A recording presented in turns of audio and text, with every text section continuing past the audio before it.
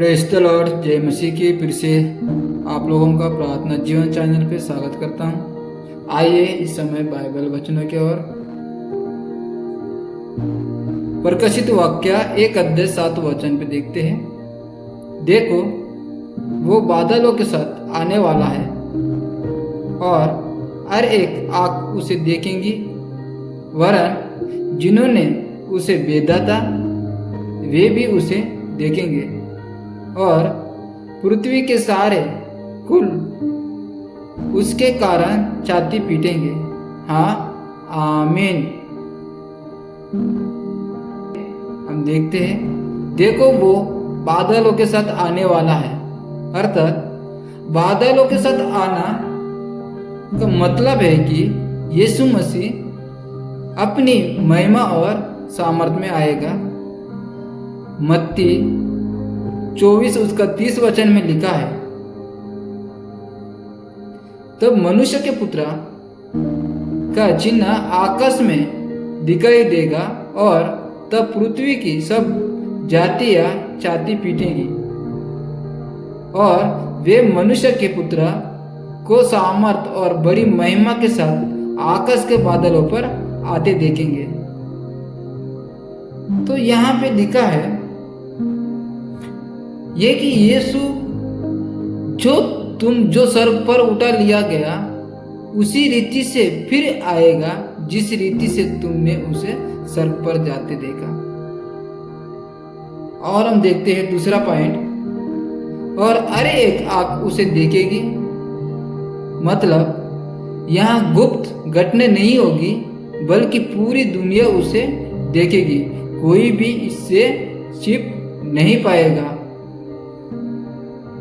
जकरिया 14 उसका 4 में लिखा है, उसी दिन उसके पाँव यरूशलेम के सामने वाले जैतून के पहाड़ पर टिकेंगे।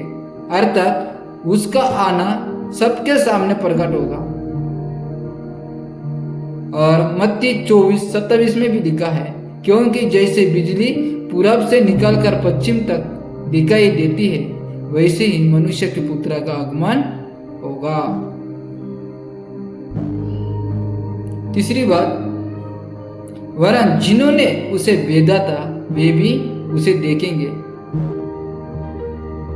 कि जिन्होंने यीशु को क्रूस पर चढ़ाया, यहूदियों और रोमी सैनिकों का प्रतिनिधित्व किए, वे भी उस दिन न्याय का सामना करेंगे कि पापियों और विरोधियों को और भी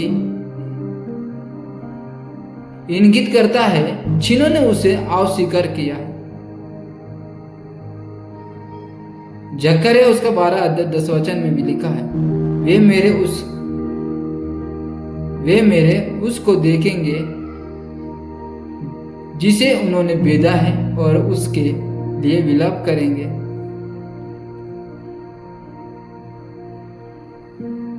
और फिर एक और शास्त्र कहता है कि वे उसको देखेंगे जिसे उन्होंने बेधा है।